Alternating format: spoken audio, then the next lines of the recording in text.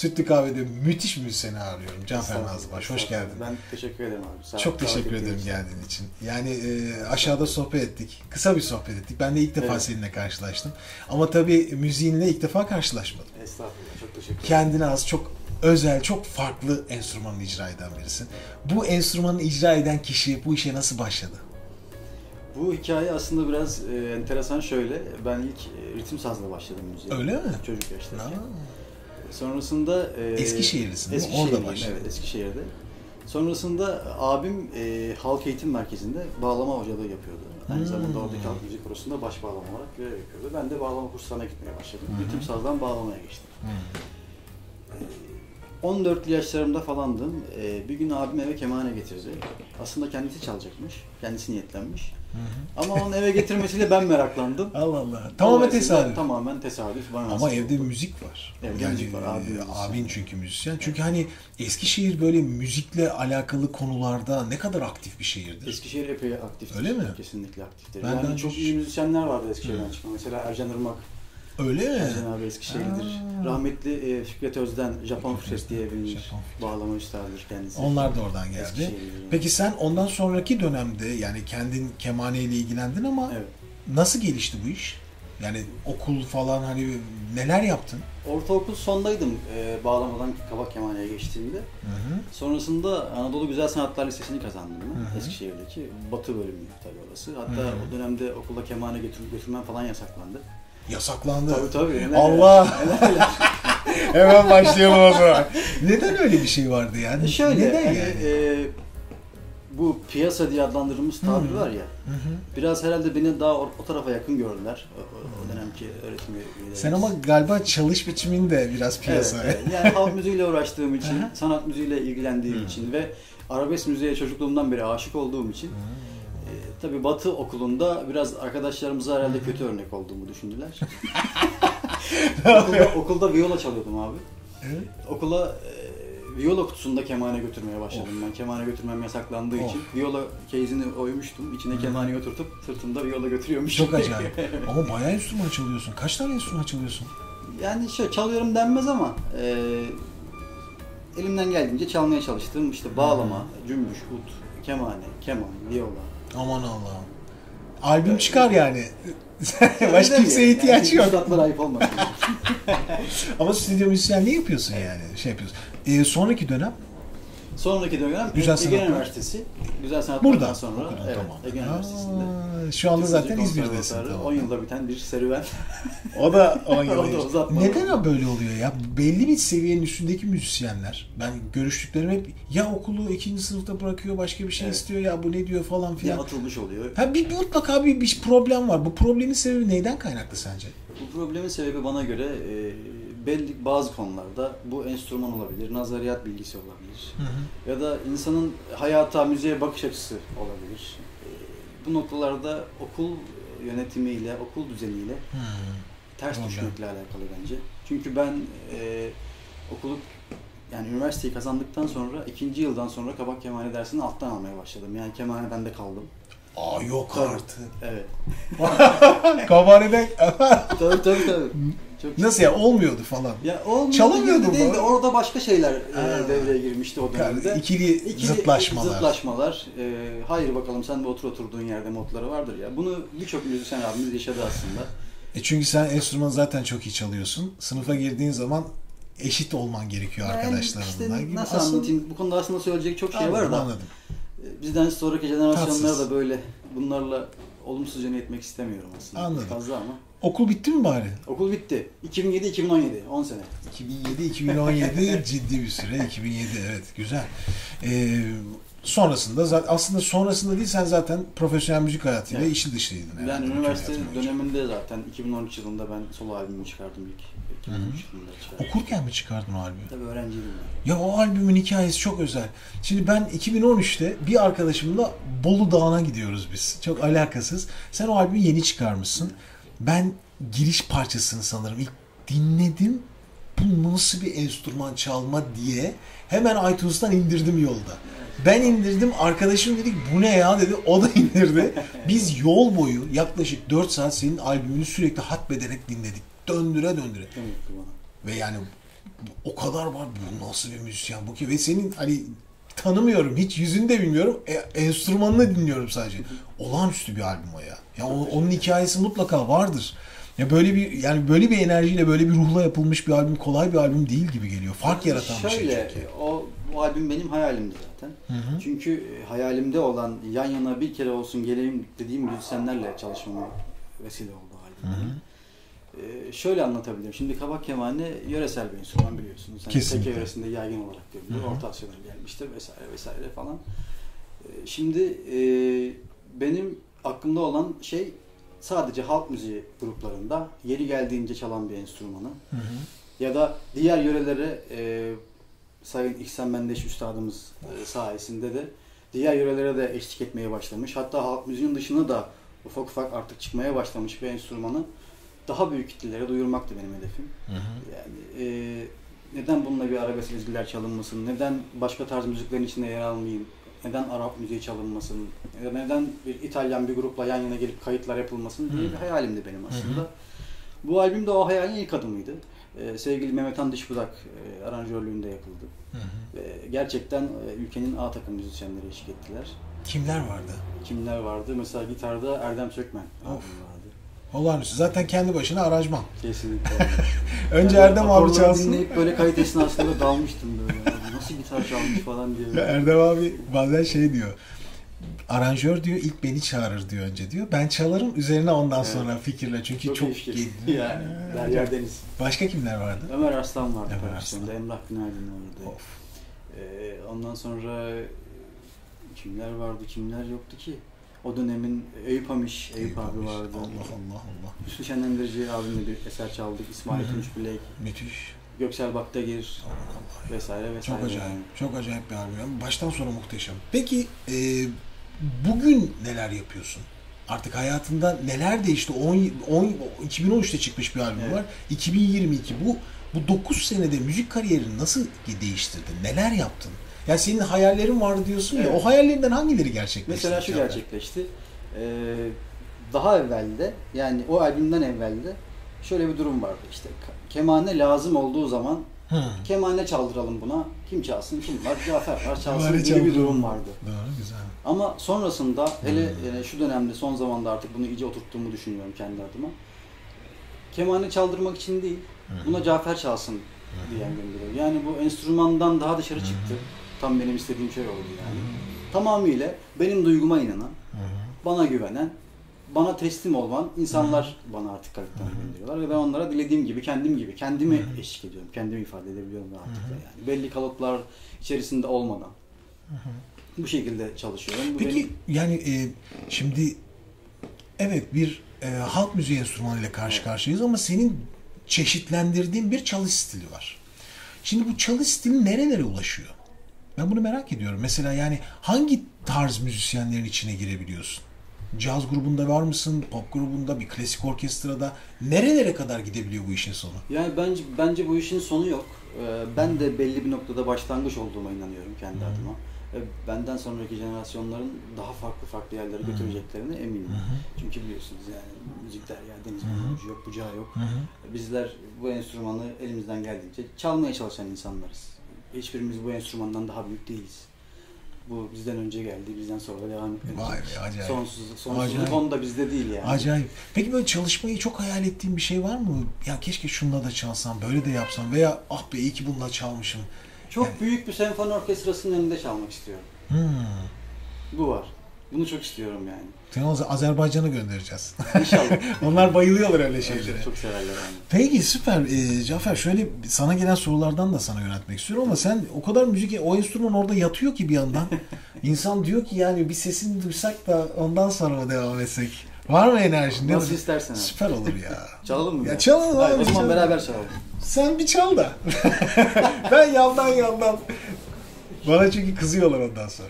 Yani diyor ki yani ya çok bastırdın diyor diğer enstrümanın sesini ya da sen ne çalmıyorsun ne çalıyorsun diyor. Ben de arada sen takılmana bak.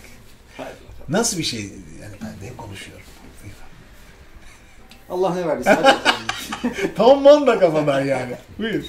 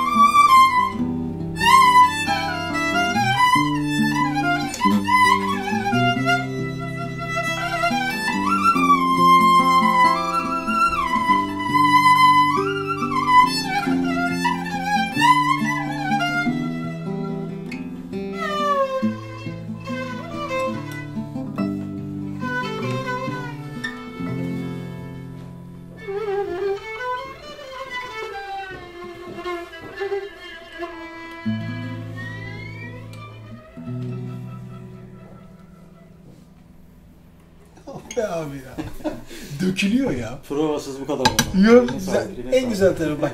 Dedi ki ne çalalım, ne istersen git dedim abi. En güzeli o çünkü yani. Yani Gönlünden ne şimdi geçiyorsa. Bir sürü şey karman çorman. Başta böyle farklı, yani nasıl diyeyim sana, bir halk müziği tınısı da var. Sonra bir arabesk geliyor bir yerlerden. Tam olarak sevdiğin, zevk aldığın tarz nedir? Türkülerin aşığıyız zaten, Hı. öyle bir şey.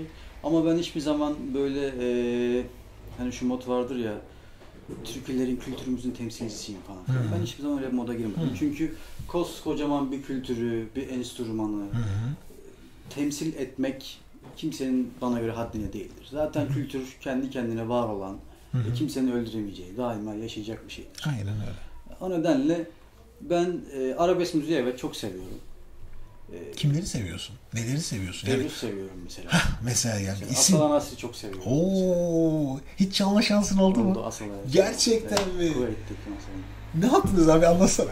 Şöyle söyleyeyim, ben Vallahi. Asala'yı yani bir kere görmeden ölmeyeyim diyordum.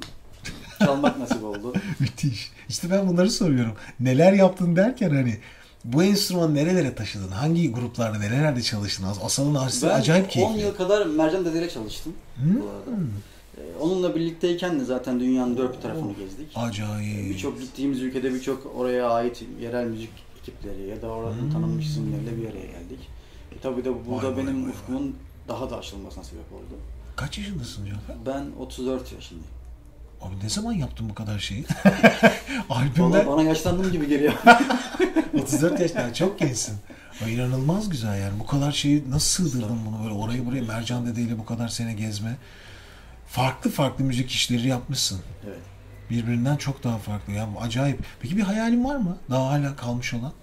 Ya dediğim gibi çok böyle kalabalık bir senfoni orkestrasıyla bir şeyler yapmak istiyorum. Aslında Geri bu kalan benim her şey bu bitti mi? lisede yaşadıklarımla alakalı biraz da böyle o batı müziğiyle enstrümanımı daha da bir araya getirmek istiyorum. Çünkü o lise döneminde çok dışlanan öğrencilerdendim ben. Allah Yani Allah abi, evet. nasıl bir şey bu ya? Bu piyasa çalmayın, piyasa cız falan filan gibi durumlar vardı ya. Arabeskçisiniz, şöylesiniz. Gerçi ben bunu şurada da yaşadım yani üniversite döneminde de yaşadım ben bunu. Ya da kemanemle duyulmaya başladığım dönemlerde kötü örnektim ben. Yani Aman Cafer gibi. tabii kesinlikle. Yani hala bu devam ediyor aslında. Birçok konservatuvarda yani yan yana geldiğimizde merhaba hocam diyen öğretim üyeleri dostlarımız olmadığımız zamanlarda öğrencilerine aman ha onu dinlemeyin, örnek almayın gibi şeyler. Bunlar zaten öğrencilerle iç içe olduğumuz için birbirimize kolaylıkla ulaşabildiğimiz için. Anladım. Ama yani sonuçta sen enstrüman alıp bir yere taşıyorsun. Yani bunun bir kuralı yok ki. Okulda anlatılan metodu yok ki. Bunu nasıl anlatacaklar mesela? Cafer gibi çal dedikleri zaman nasıl bir metodu olabilir? Tersi daha zor değil mi? Onlara göre bunun metotla vesaireyle hiçbir şey ilgisi olduğunu düşünmüyorum. Ben tamamen şununla alakalı. Yani belli bir onların kemane tavrı diye adlandırdığı bir düz çalma. Yani fazla name yapmadan olabildiğince notaya bağlı düz çalma diye bir.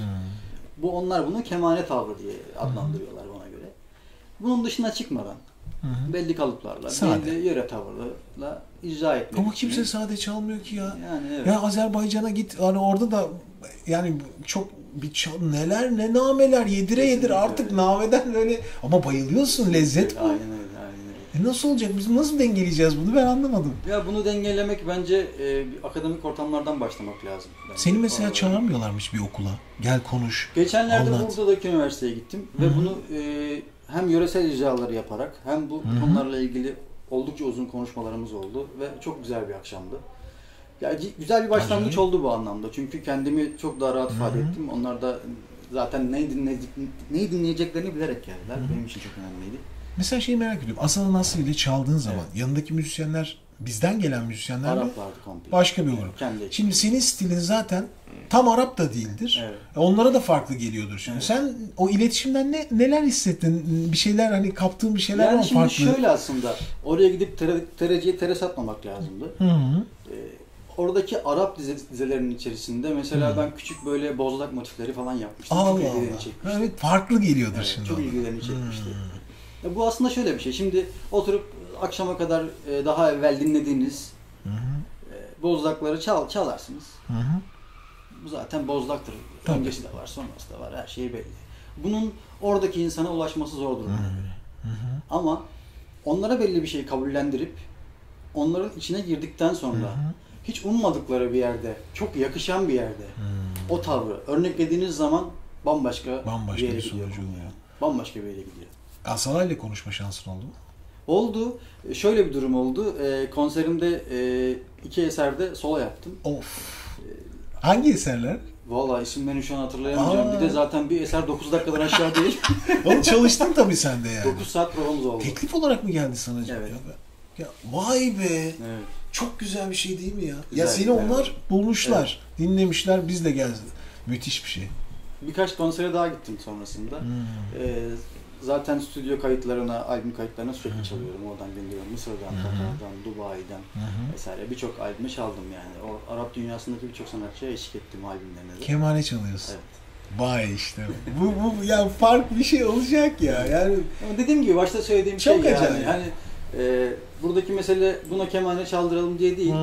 Tamam. Sen çal. Cafer çalsın buna. Hani güzel. yorumla alakalı bir durumdu. Zaten benim çok olsun istediğim şey de buydu yani. Çünkü şuna inanırım. Her zaman da bu sözü örneklerim hep konuşmalarımda söylerim yani. Neşet Ertaş demiş ya, gölgede duranın gölgesi olmaz demiş ya. Kendi babası Muharrem Ertaş. Baba oğul arasında hem bir farklılık var hem de aynı doku var. Doğru. Yani Neşet Ertaş kendi babası gibi olmamış. Kendisi olmuşken ben hep şunu derim. Ben niye Neşet Ertaş gibi olmaya çalışayım ki? Ben de bir insanım. Tabii ki. Ben de bir insanım tabii. yani. Ben Cafer Nazlıbaş olmam gerekmiyor mu? Yani diğer türlü onun gibi çalardı, şunun gibi çalardı ya da bu uğurda hayatını harcadığı gibi bir insan olmak yerine ben kendi yaptığım müzikle iyi veya kötü, bu göreceli kavram yani. Kimine göre iyidir, kimine göre kötüdür. Ama ben tamamıyla çaldığım melodilerde kendi adımı yazmaya çalışan bir insanım. Hala da bu uğurda kendimi geliştirmeye çalışıyorum ve enstrümanın içinde bir şeyler yapmaya çalışıyorum. Yeni mesela? ölçüler deniyorum mesela, yeni tel numaraları deniyorum. Yeni projeler deniyorum. Kaç tane de enstrüman çöp oldu bu yüzden yani. Evet. Ama kendin mi yapmaya çalışıyorsun? kendim yapmaya çalışıyorum. Haricinde ustalarla istişare ediyorum. Açılarında, kemanın açılarında mesela iki eşik arası boylar olsun, şu görmüş olduğunuz açı olsun mesela şu kemanın açısı. Mesela bunu normalde kabak kemanedir. Bu ağaç oyma, dut ağacından oyma. Acayip güzel gözüküyor ama. Evet. Kabak formunda oyulmuş bir ağaç ve kemançe gibi ağır değil. Tonu da yine kabak gibi bir tonu var zaten. Kabak kemaneye yakın bir tonu var. Bu tarz şeylerle uğraşıyorum. Bunlar bana daha çok zevk veriyor. Yani yeni şeyler ortaya koymak, yeni melodiler ortaya koymak. Benim için şu eşiği bile değiştirmek bende yeni ufuklara yol açıyor. Yeni şeyler hissediyorum elime aldığım zaman. Bunlarla uğraşıyorum yani. Fazla yani şu şöyle çalmış, bu böyle çalmış. Bunlarla pek derdim yok. Bestelerin de var senin bestelerim zaten yani. yani. O az önce bahsettiğiniz ilk şarkı sızı benim bestemdi. O nasıl bir şey ya? Ya geç arkadaş böyle bir şey yapılmaz ya. Hani şey gibi bir insanı şey yapmak gibi yani böyle üzmek gibi yani. Dur seni öyle bir üzeceğim ki perişan olacak. Gerçekten insan izlerken, dinlerken bu nasıl bir duyguyla yapmışsın onu? Nasıl bir ben hakikaten şaşırıyorum ya. Olağanüstü neyse. Daha şey yapmayayım. Gerçekten çok bambaşka bir tarz bu. Sorular var sana hemen onlara giriyorum. Sonra bana kızacaklar gene. Neden kabak kemane virtüözü üzerinde uzmanlaştı? Anlattın. Evet. Tesadüf aslında karşına çıkan seni bağlamış. Enstrümanın farklı olması. Enstrümanın farklı olması aslında yani birçok fikri uyandırdı bende. Yani birçok bağlamacı vardı, birçok kemancı vardı. Birçok klarnetçi vardı Hüsnü abiden sonra. Zaten klarnet bambaşka bir boyuta geldi. Neden ben kemanede böyle biri olmayayım dedim kendi kendime. Yani Cafer şeyi merak ediyorum. O Hasan Nasri ile 9 dakika bir parça çalışmışsın ya. Evet. Onun kayıtları var mı internette? Var, internette var. Vallahi o konserin tüm hali var zaten. Her şey var mı? Allah. Yaptığım sorudan sonra hatta şeyi duymuştum. O beni çok mutlu etmişti. Ben bir taksim yaptım eserin başında. Asala bulunduğu yerden yanıma gelip sarılıp tekrar yerine gitmişti. Bunu da bir kere yapmış. Ne kadar sürüyor Taksim? 3-4 dakika falan çok sürüyor. Ama çok heyecanlı oldum bir an. Yani. Acayip heyecanlandım. Acayip. Ya çok merak ediyorum. Nasıl bir şey yaptın ya? Küçük böyle bir şey gösterebilir misin orada? Vallahi Hatırlar mısın? Hatırlamıyorum. O sırada mı geldi? Çaldım o an. Ama o ambiyansta daha farklı bir şeyler çalmışsın. Sonrasında zaten Kuveyt'te 4 tane 5 tane mi solo konserim oldu. Suudi Arabistan'da evet. Suudi Arabistan'da 2 tane falan konserim oldu. Yani Irak'ta konserim oldu. İsrail'de oldu. Repertuarlar albüm repertuarların öyle mi? Albüm repertuarım. Karıştırıyor musun Türküler yani? çalıyorum. Onlara hitap edecek, yani onların beğeneceğini düşündüğüm Türk sanat müziği eserlerini çalmaya Türk sanat çalışıyorum. müziği de çalıyorsun. Evet. Çok hoşlarına gidiyor. Acayip. Mesela 3 saat ben enstrüman çaldım. Repertuar bitti. Hala bakıyorlar. Çünkü onlardaki müziğe saygı çok farklı. Çok acayip. Çok Allah başka. Allah. Evet, çok başka. Daha mı farklı buluyorsun? Daha mı iyi buluyorsun gerçekten dinleme kültürünü? Çok daha iyi buluyorum. Mesela biz Hindistan'a gitmiştik turneye.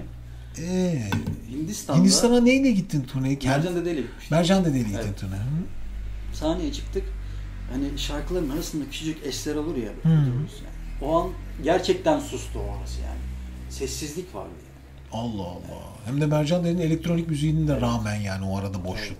Evet. Ben böyle bir şey görmemiştim yani. İlginç. Çok şaşırmıştım. İlginç. Yani mesela sahneye ayakkabıyla basmıyor olmaları. Çıplak ayak basıyorlar sahneye. Yani ben sahneye ayakkabıyla çıktığımda kendimi kötü hissetmiştim. Mesela. O kadar şeyler. Arkadaşlarla birbirimize bakmıştık yani. Ne güzel bir saygıdır diye. Vay mesela be. şu çok hoşuma gitmişti Ne? benim. Sahnenin etrafında böyle orada yani Hindistan'da çıktığımız bütün sahnelerde böyleydi bu. Çok güzel dekoratif mumlar, eşyalar vardı. Allah Mesela Allah. bizde bir sahneye gidiyorsunuz. Bilmem neyin sponsoru. İşte Arkada kocaman şuna yazıyor. çok teşekkür ederiz Tabii, falan filan gibi hiç böyle bir şeyler yoktu. Gayet sanki özellikle çekim sizi havaya yapmak için sokuyor. tasarlanmış. Loş bir ışık, çok güzel bir aydınlatma, Of. olağanüstü bir ekip. Yani ekipmanı gördüğünüzde diyorsunuz ki Allah'ım bu priz çalışacak mı? Ya da bu mikrofon çalışıyor mu acaba falan ama Müthiş. müthişti. Müthişti. Yani Arap kültürü de bu anlamda gerçekten öyle. Dinlemesini çok iyi biliyorlar. Nerede alkışlamaları gerektiğini çok iyi biliyorlar. Cafer işin sonu Mısırlı Ahmet'e doğru gidiyor sanki. O da biliyorsun çöllerde Ahmet abi de, evet, bekliyor. 3-4 ay sonra geri geliyor Evet. falan. Fena bir felsefesi var orada. Yani ben bu müzik dinleme kültürünü seviyorum. Onların müziğe olan saygılarını, bağlılıklarını seviyorum. Yani.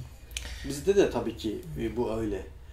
Ama Türkiye'de maalesef o kadar uzun süreli enstrümantal müzik gitmiyor maalesef yani. Dinlemiyor. Yani, Sıkılıyor izleyici. Yani hadi bir tane söyle de. Evet. Hadi ya şöyle. Mesela ben ilk enstrümanist olarak sahneye çıktığımda, yani solo konserlere başladığımda Türkiye'de şunu çok hissediyordum. Sahneye çıkıyordum. Tamam. Şimdi ne olacak? Söyleyenler de. Ya evet. Biz de Çalanlar çıktı ama bir tane söyleyen lazım nerede gibi falan. Ama 2-3 eser sonra alışıyorlar. insanlar çaldığıma söylemeye başladılar.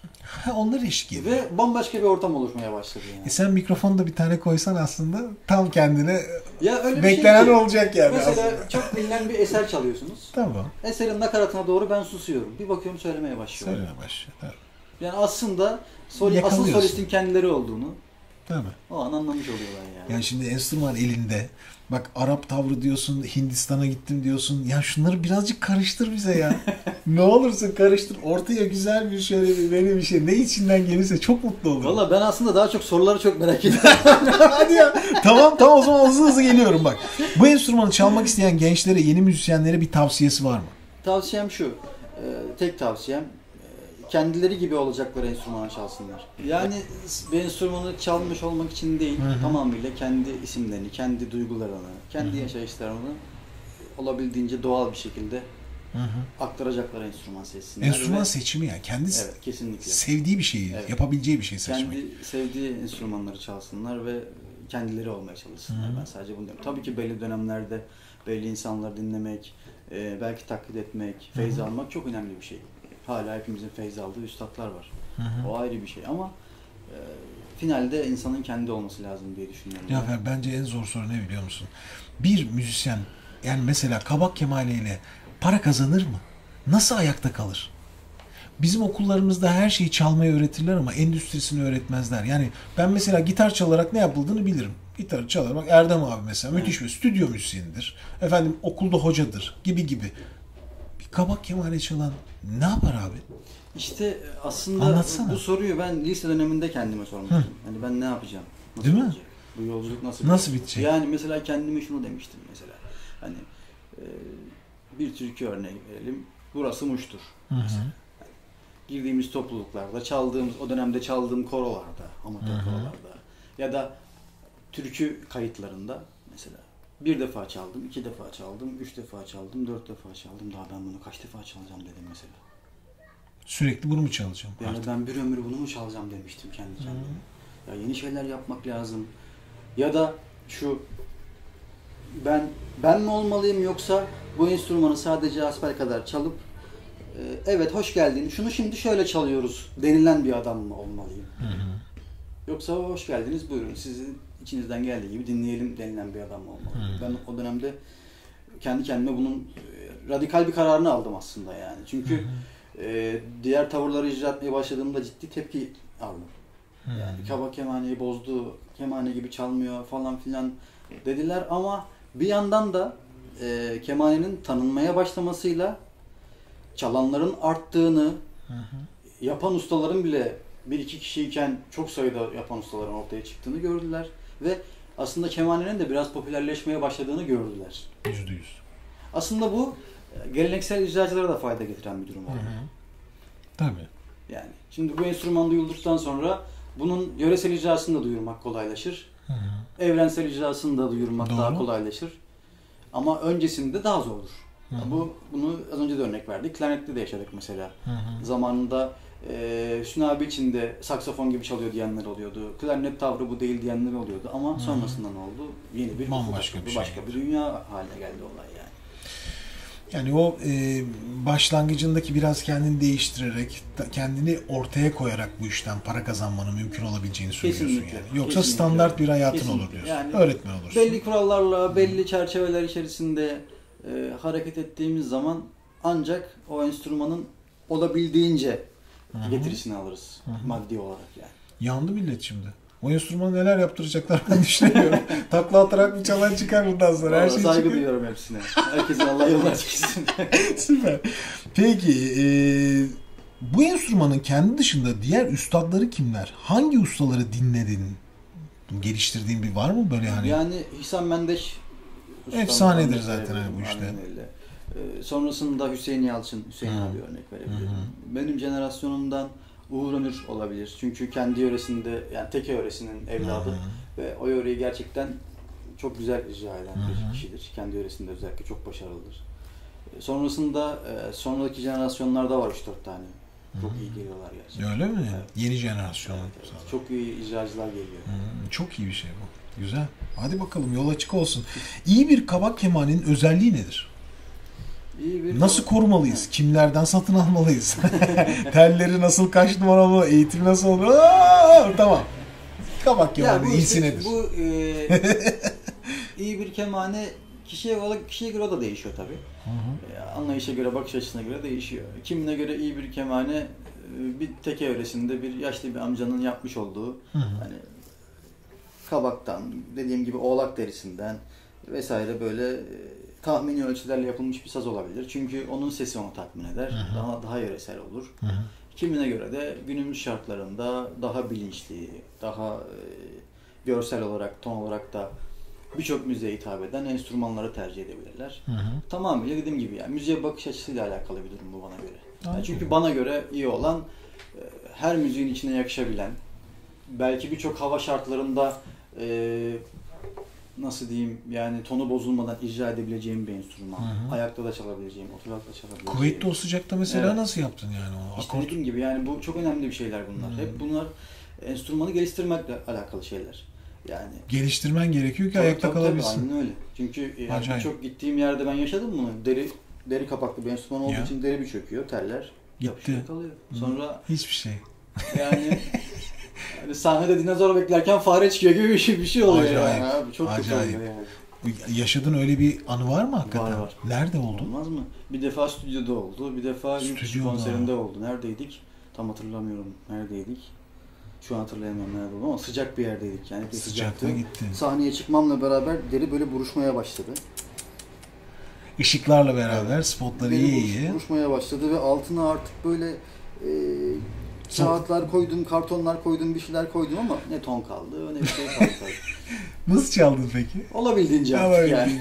Yeni bir şey çıktı ama yani. Tabii. Süper abi. Kabak kemaneye yurt içinde, yurt dışında ilgi nasıl?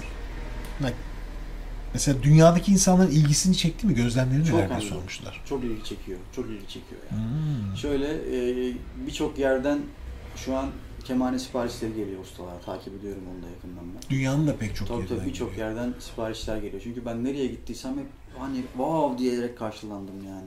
Bir kere enstrümanın şekli, deri kapaklı olması, tınısı.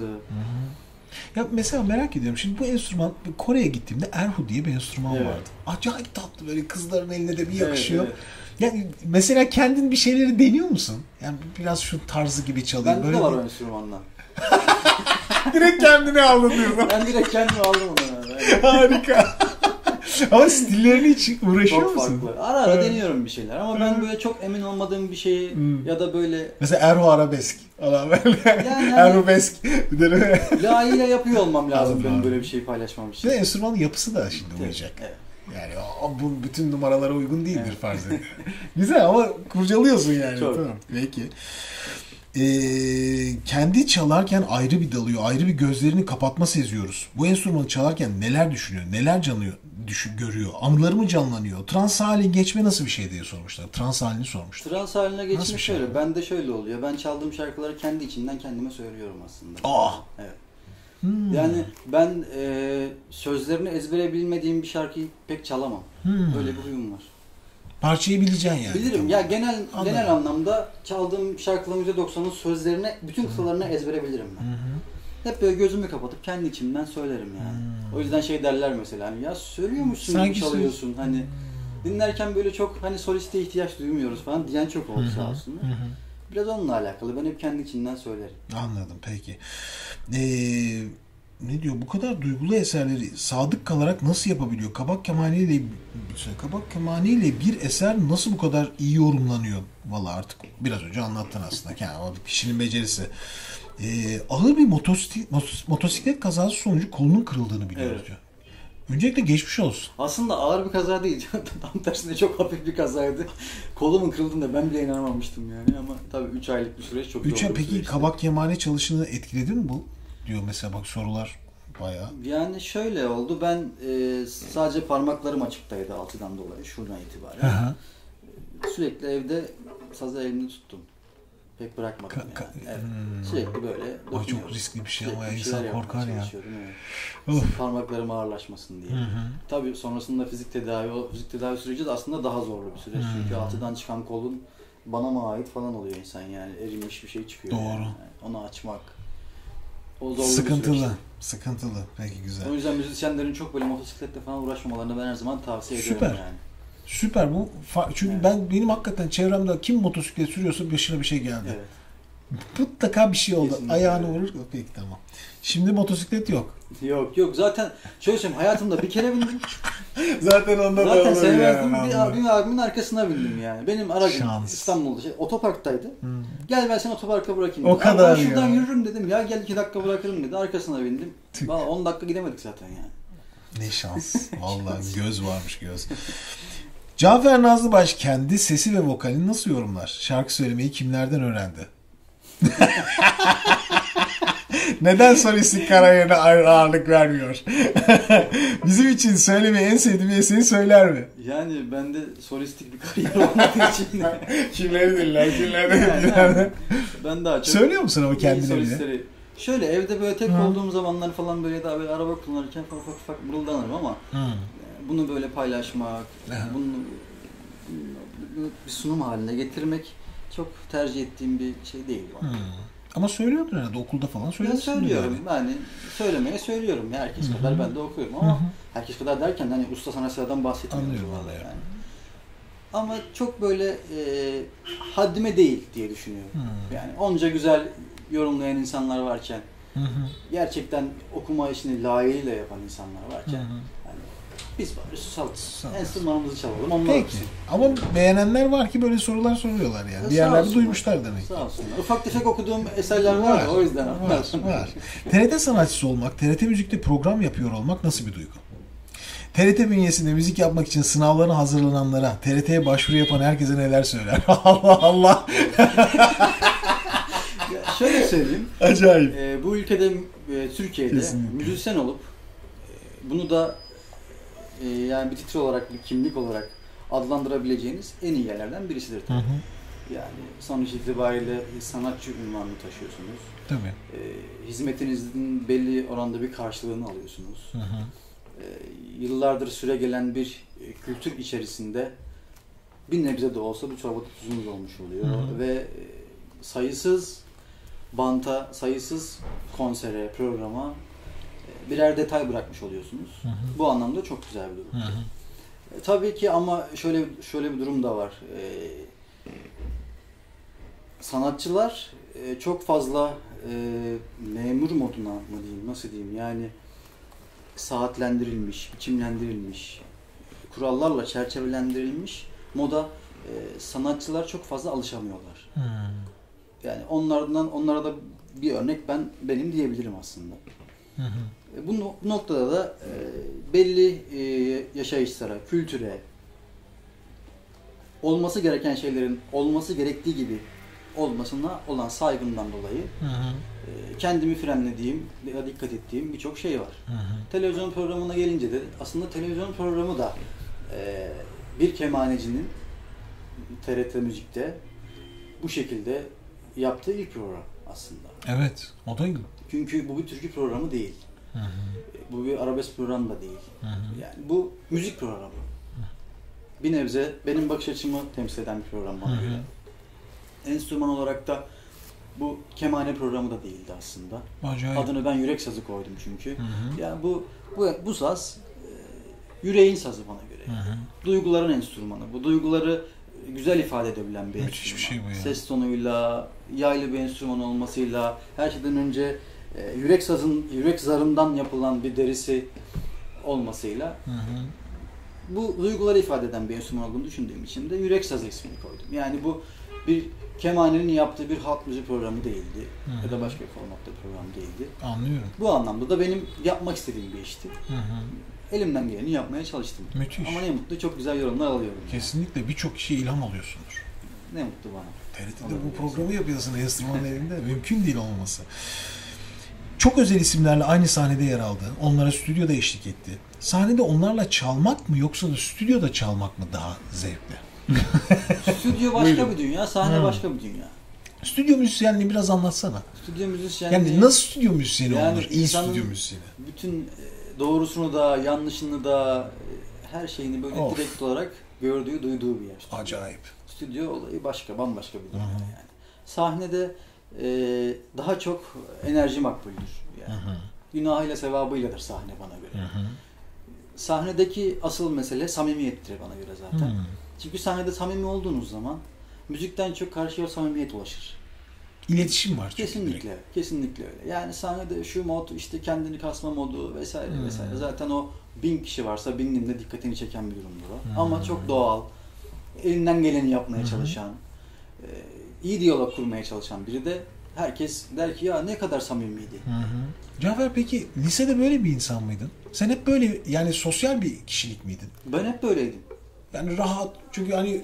Ben öyleyimdir yani rahatımdır. Çok fazla böyle belli şeyler için kendimi kasmayı sevmem. Hı. Yani aykırıyımdır birçok Yani noktada. seyirci iletişiminde vesaire bu Tabii tür şeyler. onda Süper. hiçbir sorun yok. Yani Nereden geliyor bu? Aileden mi geliyor peki bu? yok yani bu anlamda aileden pek bir şey geldiği söylenemez aslında da. Öyle abin falan coşmaz mıydı? Yani biz abimle çok fazla sokak düğünlerine falan gittik o dönemlerde. Yani. Ha, işte beraber bir şey olması onlara lazım gittik yani, o Evet. sahneyi yani tattığın. belki de oradan biliyorum. Hani karşımdaki insanın yaptığım müzikten ne derece memnun olup olmadığını az çok hissederim. Yani ya da o an çaldığım eser onu ne kadar etkiliyor az çok sezerim onu. Ya da sıradaki eserin ne olması lazım şöyle bir bakarım ona göre hemen değiştiririm falan. Zeka işi ya. Müzisyenlik her zaman zeka işi. Onu hep söylüyorum. Stüdyoda çalmak farklı bir şey. Stüdyoda Sahne çalmak farklı. bambaşka. Süper. Stüdyo teknikle alakalı. O an kulağınızdaki şarkıya dahil olmak, içine girebilmekle alakalı. Yani bir eser çalıyorsunuz, onun içine girmeye çalışıyorsunuz. Sonrasındaki eser bambaşka bir duyguya sahip oluyor. Çok kısa zamanda hem o eserin duygusuna girmek lazım, hem ruhuna hem de çalım olarak ona en yakın çalımı ortaya koyabilmek lazım. Stüdyo zamanla yarışan bir durum çünkü stüdyoda defalarca tabii kendi stüdyolarımızda bunu yapıyoruz. Ama herhangi bir kayda, herhangi bir albüme eşlik etmek için gittiğimiz yerde bu kadar uzun zamanımız olmuyor. Olmuyor tabii. Enstrümanına farklı efektler veriyor musun? Hani Çok veriyorum. Onu diyeceğim. Çok deniyorum. Değişik değişik. Yani şöyle Çok prosesörlere zevkli vesaire yani harcadığım paranın haddi hesabı yok. Hayda. Çok denemeyi seviyorum. Aha. Evde de birçok var. Yani hatta bazı yerden çıkıyor. Bu da vardı falan diye yani defalarca böyle önüme çıktığı da oluyor yani. Süper. Çok seviyorum. Peki bizim hayranlıkla izlediğimiz rahmetli Kıvırcık Ali, rahmetli Nuray Hafiftaş, Bediye Akartürk, Bülent Ersoy ve bir sürü idol olmuş ustaların da kendisine hayran hayran baktığını, hatta kendisini övdüğünü izledik, diyor soru. Hem müziğini zirve isimlerce hem de halk tarafından bu kadar seviliyor olmak ve bu övgüye mazhar olmak nasıl bir duygu? İyi falan. Tabii ki de çok güzel bir Değil duygu. mi? Eşsiz bir duygu. Çünkü bu bahsi geçen şeylerin hepsi benim hayalim zaten yani. Hı hı. Ama tekrar söylüyorum, ben bunların hepsinin tabii ki çok çalışmak ama çok çalışmak kadar da samimi olmak, yani bir şeyi gönülden istemekle alakalı olduğuna inanıyorum. Mesela çocukluğumdan beri Popstar'ı çok severdim ben. Çünkü birçok ülkeden de ya bu adamın burada ne işi var dediğimiz insanlar çıkıp mesela enstrüman çalardı. Yani birçok kişiye göre öyleydi mesela. Doğru. Popstar'da Makedonyalı Hamza Tayyipov vardır, keyboard çalar mesela. İnanılmaz bir yetenek, değişik bir adam mesela. O konuk olmuştu. Konuk mesela. olmuş. Absürt. Vasilis Selas konuk olmuştu. Acayip. Evet. Bir gün diyordum acaba ben de hani şöyle kemaneyle çıkabilecek miyim? falan Acayip diyordum. ya. Çok böyle yani çok ümit ederek bakıyorum. Hı hı. Nasip oldu. Popstar'ın son programına da olsa nasip oldu yani. Acayip. İnsanlar tarz hayal şeyleri kuruyorlar seviyorum. ama hayallerini gerçekleştirmek. Mesela her şarkıcı bir gün Beyaz Şov'a çıkacağım demiştir ama Beyaz Şov bitti. Artık geçti. Ya senin en az hayalini değerlendirirken bir anda olman da müthiş bir şey yani.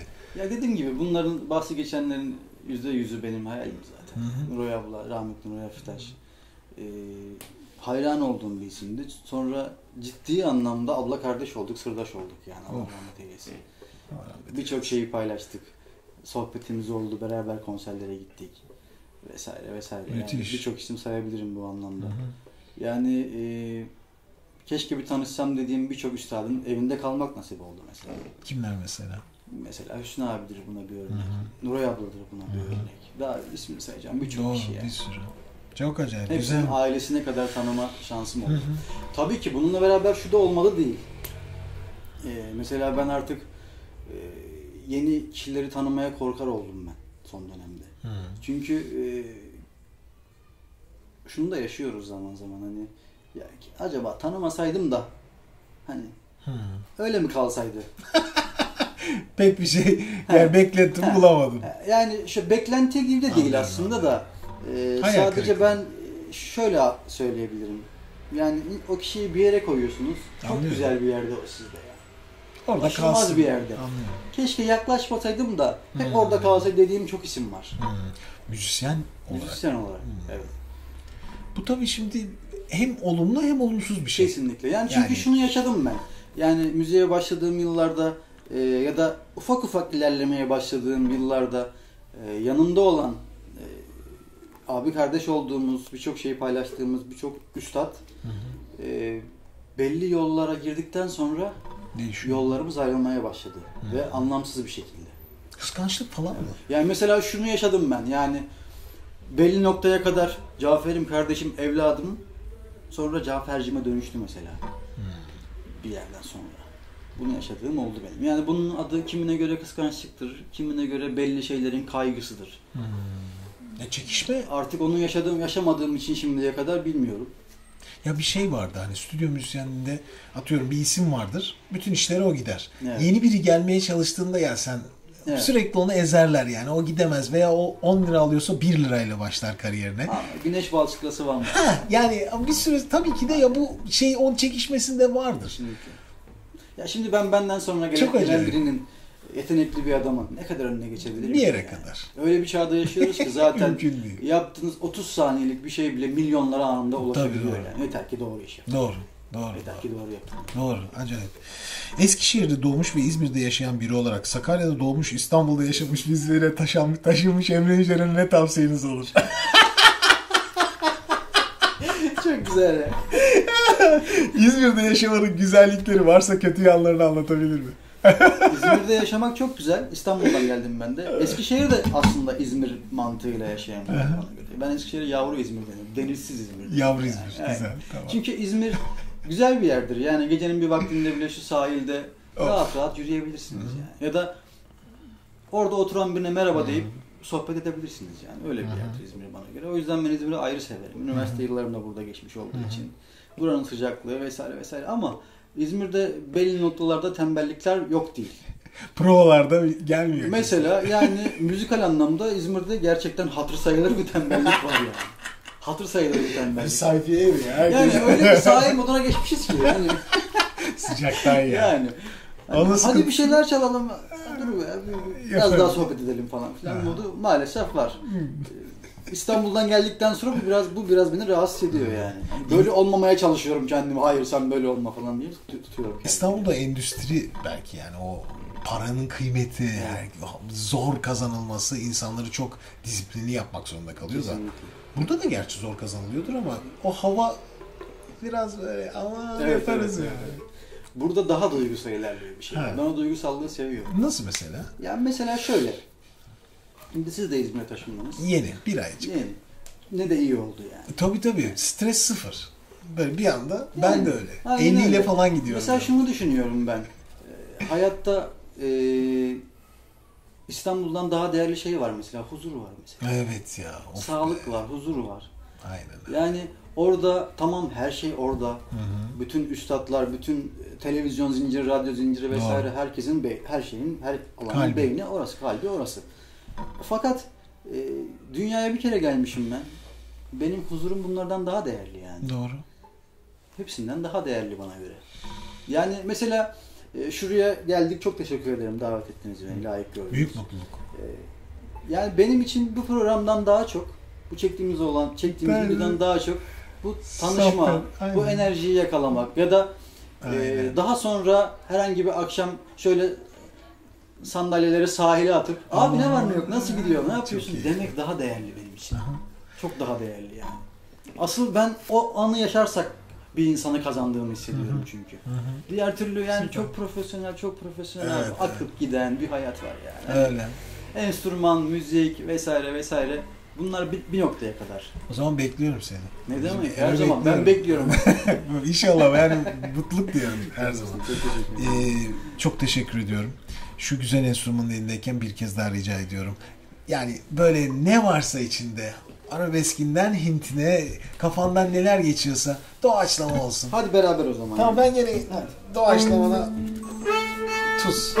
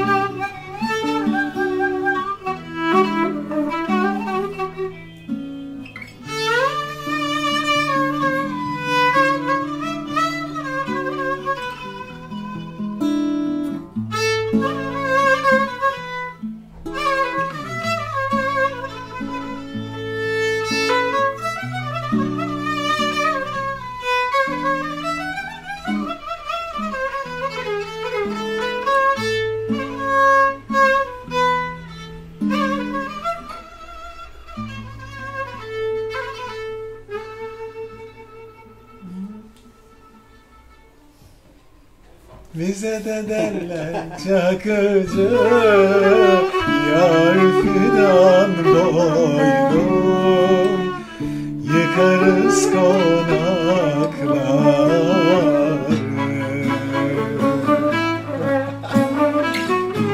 Bize de derler Çakıcı, yar fidan boylum, yıkarız konaklar.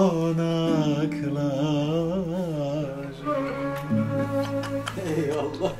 Eyvallah. Çok teşekkürler. Teşekkür ederim. Sağ olasın. Çok sağ olasın. Bitti. Sütlü kahve. Kreatizmondaydık. Kendinize iyi bakın.